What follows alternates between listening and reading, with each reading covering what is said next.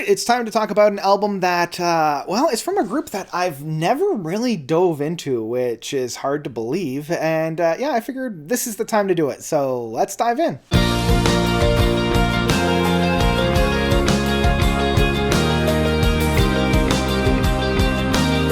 Crime Scene by RPWL. So RPWL is a prog rock band from Germany. These guys actually got their start as a Pink Floyd tribute band, and then decided to do their own thing after a while. The name actually derives from, the first letter of the last names of the four originating members, which I think is kind of funny now because two of them are no longer around. But that's kind of how the cookie goes. So you've got Yogi Lang on vocals and keyboards, Kelly Welliner on bass and guitars, and they're the two kind of founding members, Mark Turlo on drums, and Marcus Gruntsner on bass. And I really hope that I got that one correct. This is their 8th studio album, and as I mentioned before, this is my first one that I've heard from them.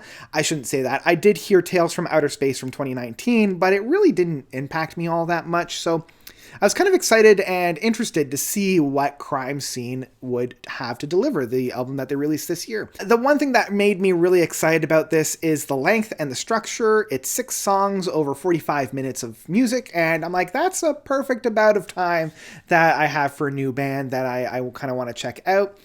And for the most part, I don't know, I'm divided on this record. This record really has 2 iterations of music.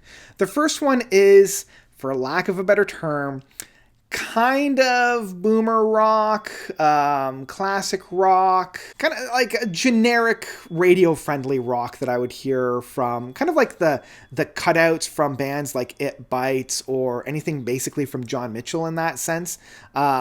That kind of modernized rock. We got a lot of them last year with 6x6 and a few other ones that are kind of escaping me. You can tell that it really made an impact on me. And you can see that with the first 3 tracks, Victims of Desire, Red Rose, and A Cold Spring Day in 22. They're all just kind of fine.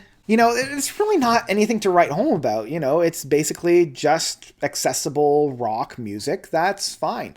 The 4th track of Life in a Cage is the first one for me that really kind of perked my ears, mainly because I'm like, oh, they took the beat and rhythm section from Biko from Peter Gabriel.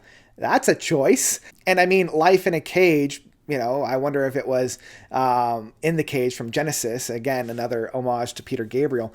But I don't think so. I think I'm reaching at that point. I really enjoy the production of this track. I love some of the synth sounds on here, the orchestration of a lot of that. It's kind of original in that sense. I always like a deep track like this that has this really big heavenly soundscapes on there.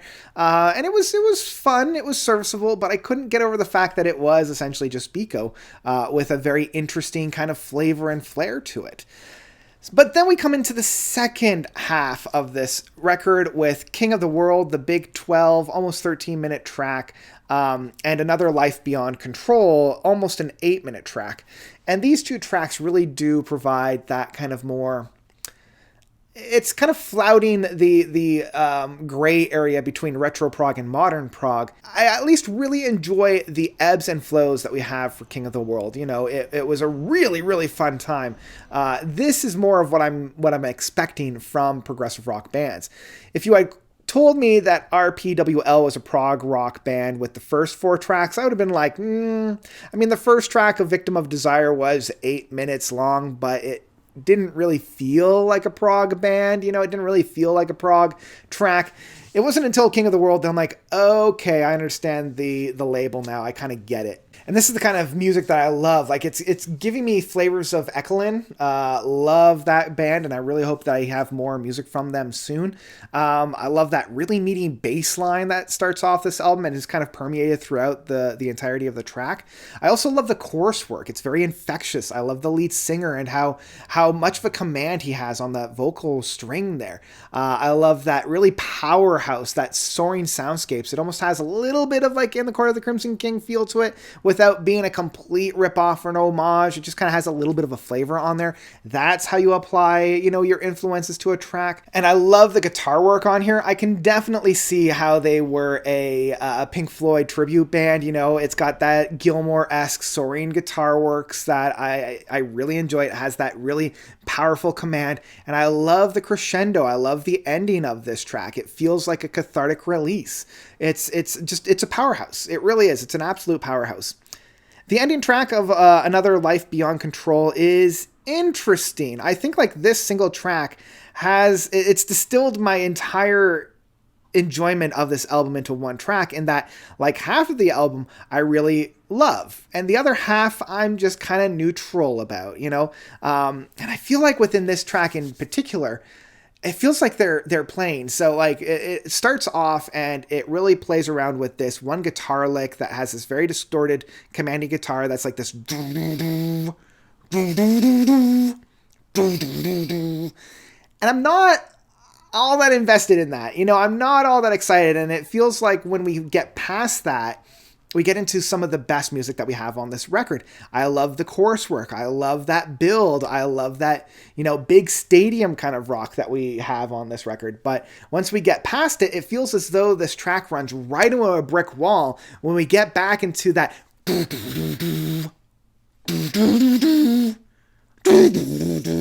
I'm like, why did you go back to that? That's the least interesting part about this whole track. And yet every time they get past that aspect and go into something else, and that's interesting, that really builds up this track, that really allows the musicians to kind of stretch their legs and try different things and, go wherever the track wants to. And I love how they build it up and bring it into this new height. They slam it right back down into that stupid guitar work that just, it grades on my back. Like I couldn't get over it. And so every time I listen to this track and we get past it, it's like being punched in the face, it really is. So anyway, maybe I'm being a little too harsh on this album. Maybe I'm being a little too harsh. In the end, what I will say about this record, I still had an enjoyable time. There wasn't anything on this album that I found particularly offensive. There wasn't anything on this album that I found grating or, was really disappointed about, outside of that, guitar work that we had on Another Life Beyond Control. But at no point was I ever like completely floored. I was never really wowed. There was just moments on here that I liked more than others. I totally get and I totally understand why people are loving this band and loving this album. But for me, and I don't mean this to be an insult, but it might come across that way, it just feels like generic rock doing its best to flirt with progressive rock and not really knowing which camp it wants to go into, and I feel like a lot of bands similar to RPWL are kind of doing this, but I feel like, I don't know, it's not my favorite. I much prefer that more innovative side of progressive rock rather than the more safe side, and I feel like these guys are playing it safe. Now, for some people, that's fine, and they're going to love this. For me, I'm just looking for a little bit more. So what I will say at the end of the day is Crime Scene from RPWL is still one I would ultimately stream. It's a shorter album. 45 minutes is enough time to get a taste of it and kind of make up your mind whether or not this is something for you. But yeah, if you're like me and you want something just a little bit more, something with a little bit more dynamics in it, a little bit more experimentation, a little bit more risks, you're probably going to leave disappointed. But if you want something that's more on the safe side, something that you pretty much know what you're going to get after the first couple of minutes, then check it out. It might be up your alley. But yeah, that's it for me for Crime Scene from RPWL. What did you guys think about this record? Did you love it? Did you hate it? How does it stack up with the rest of their discography? Because I have to be honest, after listening to this, I'm not all that excited to dive deep into their albums. But if there's one that kind of, rises above the rest, maybe I'll give it a spin. But as it is for right now, I'm kind of good. But what did you guys think about this album? Did you love it? Did you hate it? Whatever you thought, please let me know by commenting down below. And that's about it for me for today. Thank you all so much for watching. As always, you guys are definitely the best. And until next time, notes out.